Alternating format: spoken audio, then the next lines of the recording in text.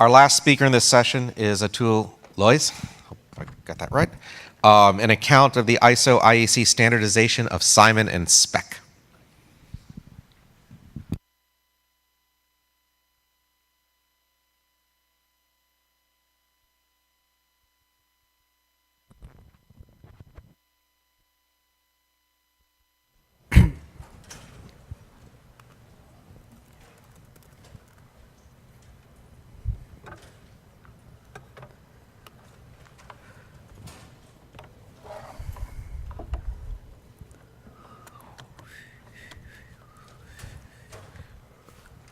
Okay.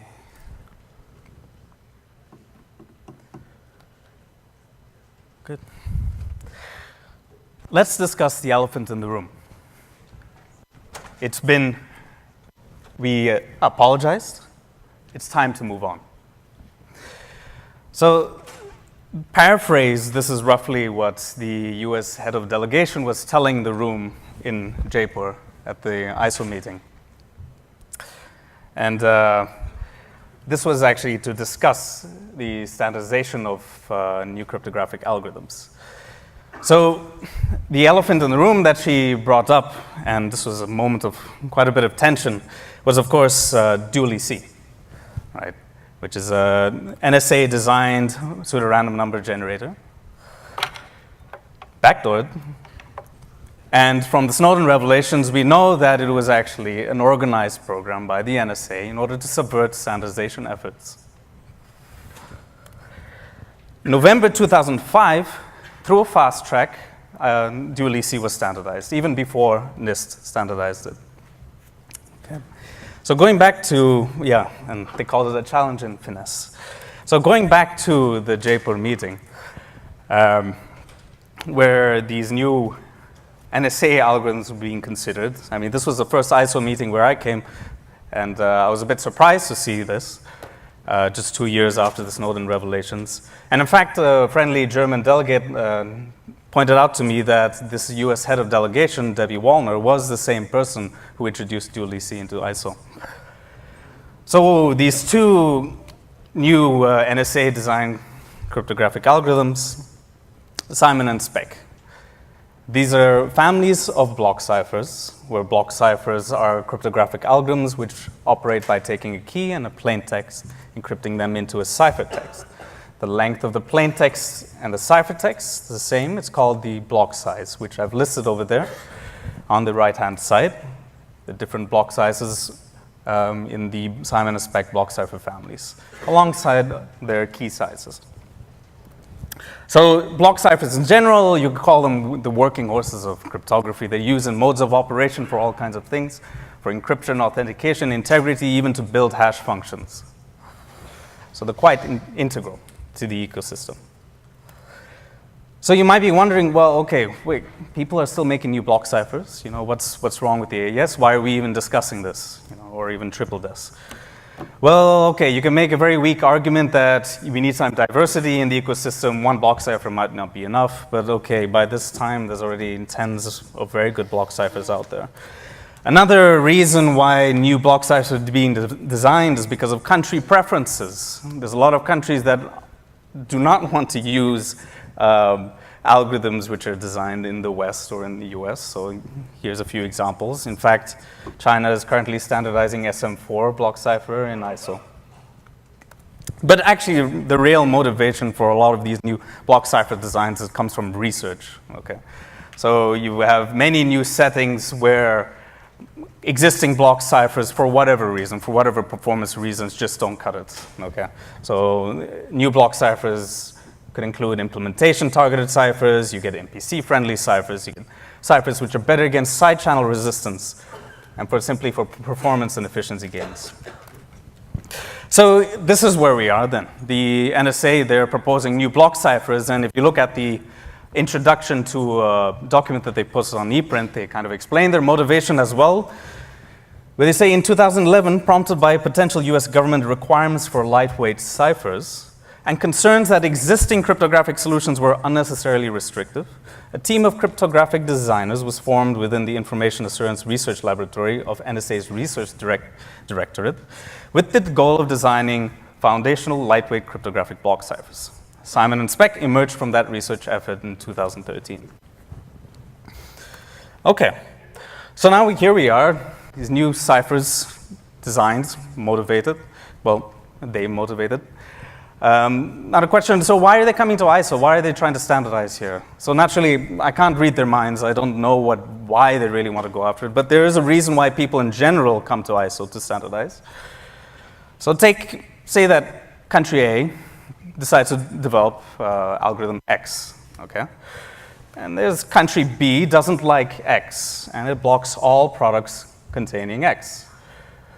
If both country A and country B are members of the World Trade Organization, the WTO, well, if an algorithm X has been standardized by ISO, country A can actually appeal to WTO, okay?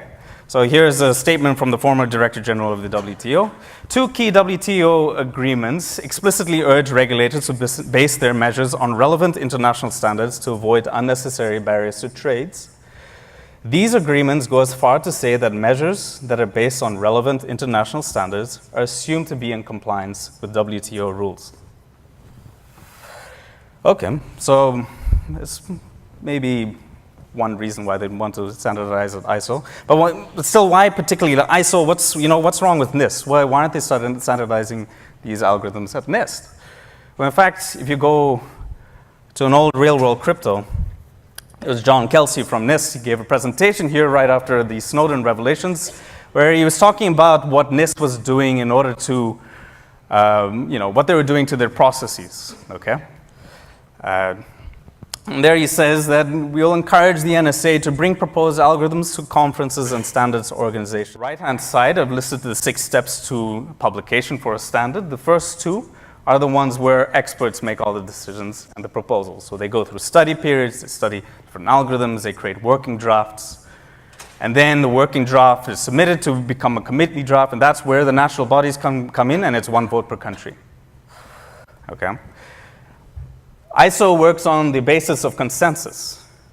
So in this case, that means no sustained opposition, but it's it's a bit vague. Okay.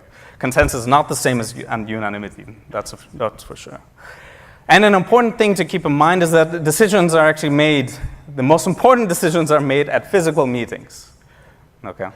So let's have a look at the timeline with Simon and Speck. I already mentioned that in October 2014, it was submitted. That happened in Mexico. Okay. Then this was every single meeting where Simon and Speck were discussed. There's Malaysia, India, USA, UAE, New Zealand, Germany, China. Okay. This is a span of 3.5 years. So if you want to be part of the decision-making process, you better make sure to be at every single one of these meetings. Okay. Then, when you come to these meetings, here's a list of standards that they're working on. This is just to illustrate the wide breadth of the cryptographic standards that they're considering. It can go anywhere from modes of operation for an n-bit block cipher algorithm to timestamping services to prime number generation. Okay, and these standards can even have multiple parts. Lightweight cryptography, 29192, is the one that we're looking at. It consists of 6 parts. Part 2 is on block ciphers. It also considers hash functions, max, etc. And also, when you arrive there, you should make sure you can talk to talk. So when you're at a meeting, people don't say, okay, consider the standard on encryption algorithms. No, they say 18033. Okay, or we're discussing 29192, which is referenced in 2009, etc., etc. Okay, so you make sure you're on top of it.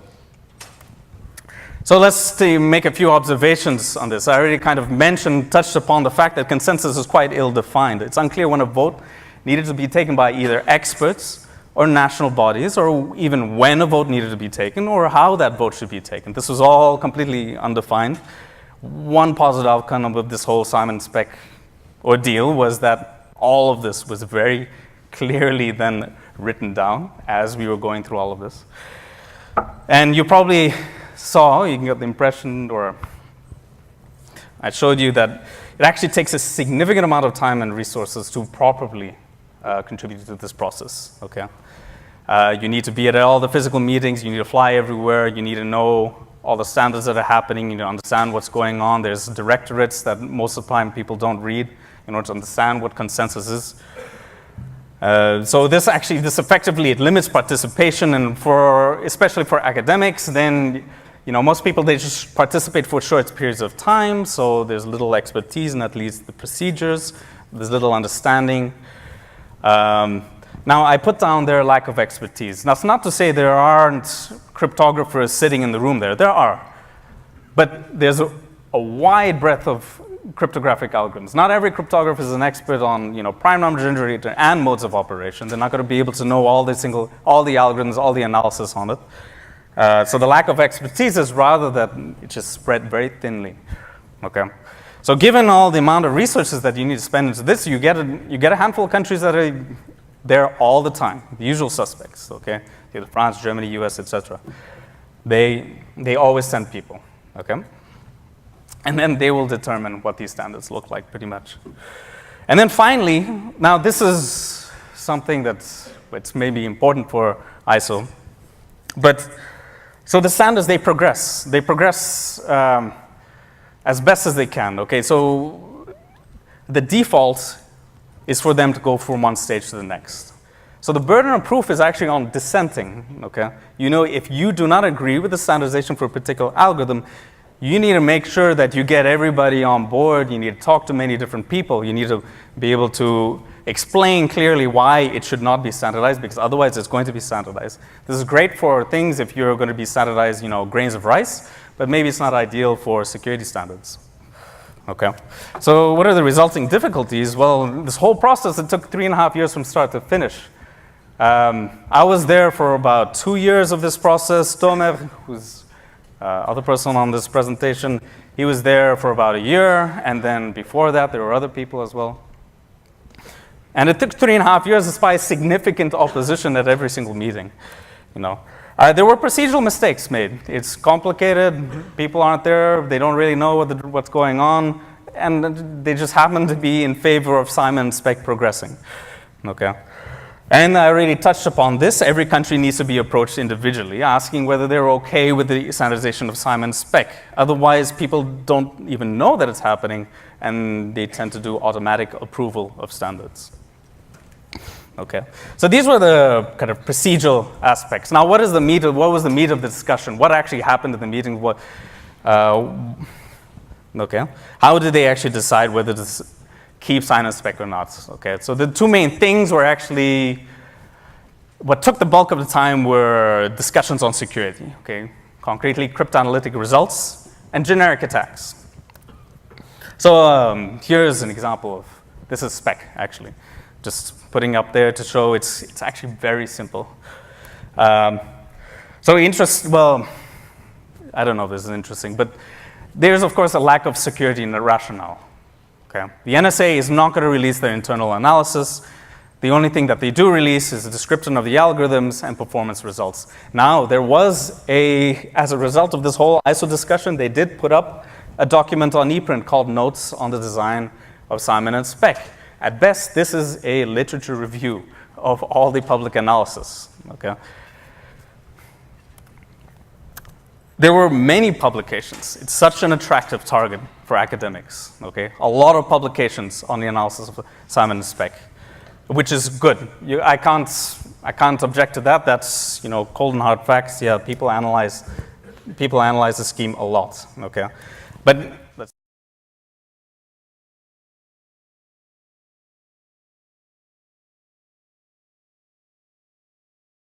Analyzing Simon and spec.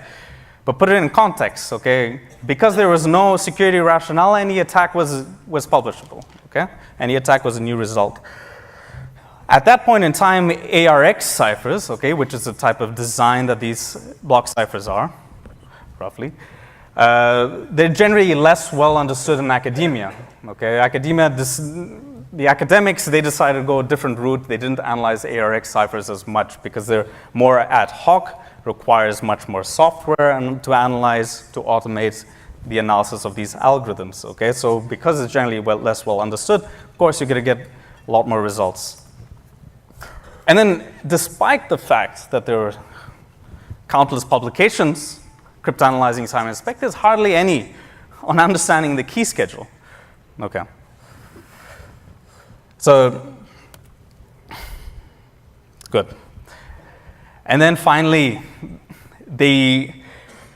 one thing that made people quite uncomfortable with the security of Simon spec was, okay, given the fact that it's a design that people aren't quite familiar with, okay, ARX design, which requires significant amount of software tools, they actually make quite aggressive decisions on their security margins, okay?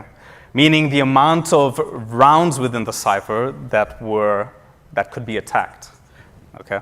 So 30% security margin means that, I can't remember. But let's say the cipher has 10 rounds. That means that you can attack up to 7 out of 10, okay? And they're saying, AES was built with a 30% security margin, so that's good enough for this. But it's two completely different designs, apples and oranges. Anyway, so these were the type of arguments that were taken into account. Then there were also the generic attacks, okay? So block ciphers always use the modes of operation. Anytime you use a mode of operation, there's limits on the amount of data that you can process, better known as the birthday bound, okay? And there's a public paper so generally a lot of proofs, they take this into account, yeah, sure. But in practice, people haven't taken it so seriously because they never thought it would really mount an attack. Suite 32, it's a paper published at CCS. There they actually showed that with long-lived TLS connections, you can actually use these birthday bound attacks to recover secret cookies, basically, okay? So now, okay, there again on the right-hand side, I've listed all the block sizes and key sizes of the Simon spec. So when they were initially proposed, they proposed all of them, okay? You get all these tiny block sizes, key sizes.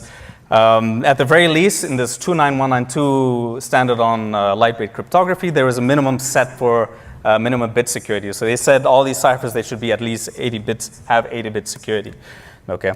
So that means that you automatically get, okay, so there you've got a 64-bit key size and a 72-bit key size. They were never even considered for ISO, okay? Then you get this kind of, this back and forth. Okay, April 2016, they're defending the 48-bit block sizes, saying that there are really situations in which you must have these small block sizes, okay? It was never clear exactly what those situations were, but they were defending them strongly. And then they make statements like counter mode fixes birthday bound problems, okay? Then in October 2016, which is the next physical meeting, they remove the 48-bit block size. They say, okay, fine, we give in here, but we're keeping the 64-bit cipher because the other lightweight ciphers in the standard actually have a 64-bit block size. Then there's a Suite 32 attack happens, and sure enough, they remove everything except for the 128-bit block size. Okay. So this is kind of summarized, but you can't imagine the amount of discussion on these stupid block sizes we had at these meetings. But anyway, okay. And then there's the big backdoors question, right? Are there any backdoors in Simon spec? Very unlikely. It's very unlikely that there's going to be a backdoor. So it's funny. Yeah, it is funny. Where are we going to, so this is an actual statement that they made. Where are we going to install backdoor in the AND or the XOR, you know?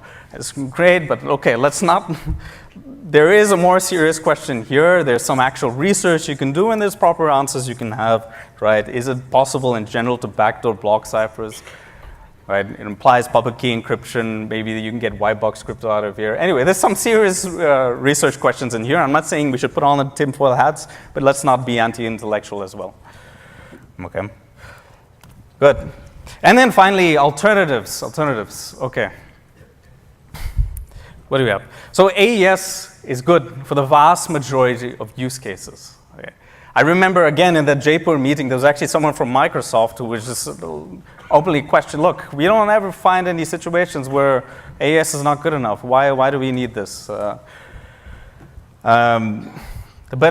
okay, fair enough. There might still be, let's keep an open mind, there might still be more marginal situations, you know, RFID tags, more specialized situations where really AES is just too big to implement. Okay. So then you already actually do have some lightweight ciphers in the ISO standard present clear here. And then there are ones such as Chusky, LEA, RC5. Okay. So there's a lot of different ciphers out there. And the reason I'm pointing that out is because during this whole consideration, we were just looking at Simon and Spec. We were not taking the whole ecosystem into account, all the different ciphers, not comparing them one to the other. Okay.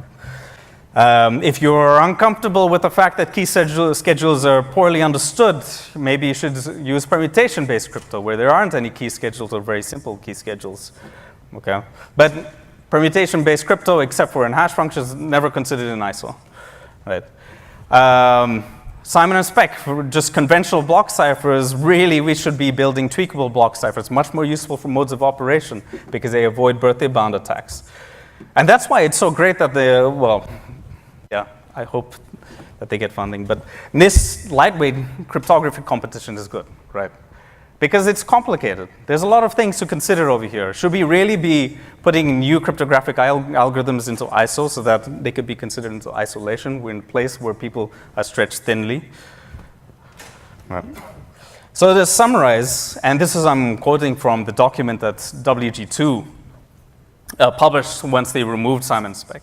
So working group 2 feels that both algorithms included in the amendment are not properly motivated and the security properties are not sufficiently understood. They're not making a statement about the security or the quality of the algorithms, nor about the work done by the designers, nor the editors. Given the available information and the opposing opinions about the security of the algorithms, Simon and Spec do not enjoy the level of confidence required for inclusion in the ISO standards. Okay. So this picture over here, I just kind of put it up there because I thought it was interesting to see the contrast. So that's a protest organized against, well, there was another controversial situation in JTC1 where Microsoft was trying to standardize their Word documents, okay? And this is the amount of passion that people showed. I just thought it was interesting to contrast that with the amount of apathy I actually saw throughout this entire process. Anyway, so conclusions, there's been a complete erosion of trust with respect to the NSA. We really, I'd expect them to kind of rebuild that bridge if they really want to, but based on the talk about Capitol Hill the other day, I doubt that'll be the case. There was, for ISO at least, there's a lack of necessity, lack of pressing need. Okay, if these were truly unique algorithms, maybe they wouldn't have been removed. And it takes time to rebuild these things, right? Erosion of trust, building up necessity. That's why, ISO maybe is the best place to standardize cryptographic algorithm where it's been deployed, okay? And it's had some time for people to look at it. But perhaps for new cryptographic algorithms, we should really be focusing on these competitions. Anyway, thank you for your time.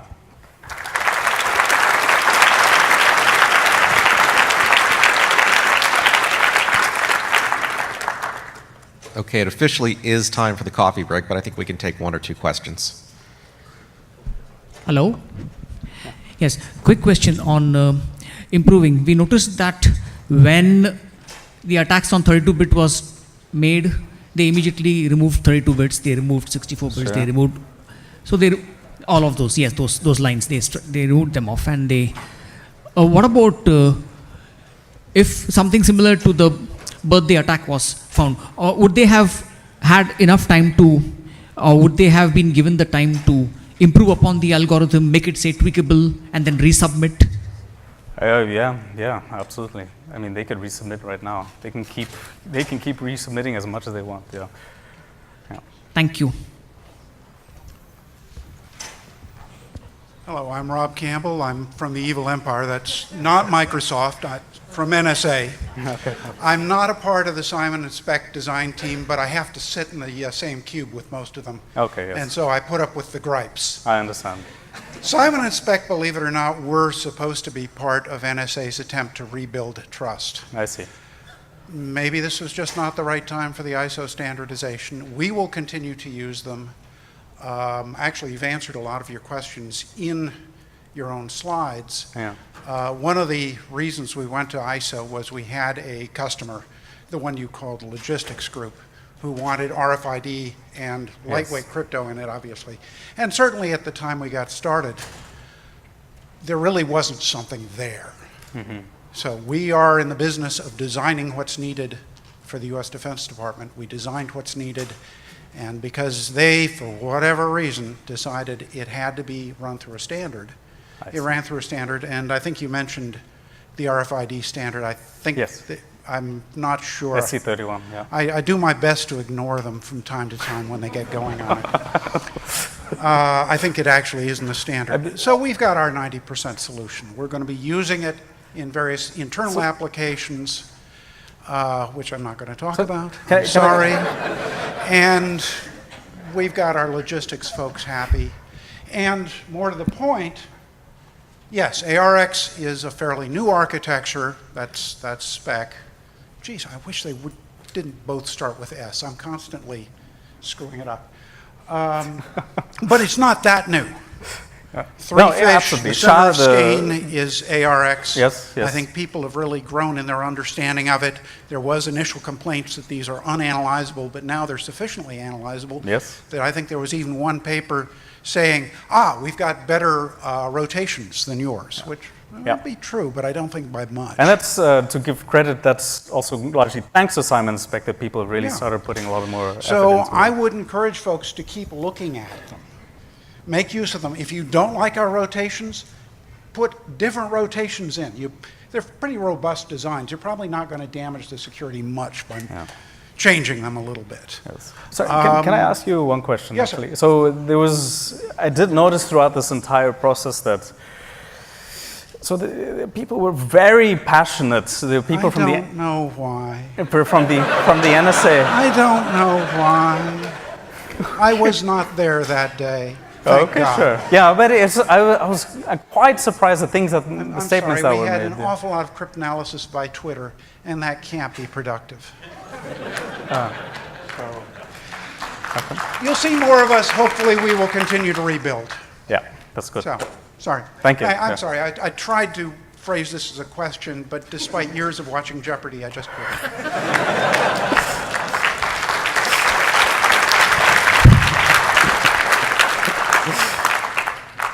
Okay, so any other questions for the speaker? Nigel's got a question. Okay, I guess he's going to take my mic again. Your story was about, trying to rebuild trust in the NSA. But I heard your story as much more as surely ISO needs to rebuild trust because it's a shit show of a standards organization. Oh, yeah.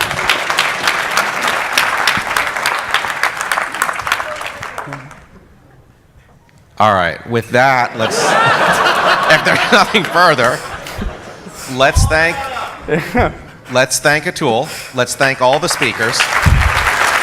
And let's also remember the folks from NIST who were supposed to be here and were willing to come and are unable to. And let's thank them too. Okay? See you at 4 o'clock.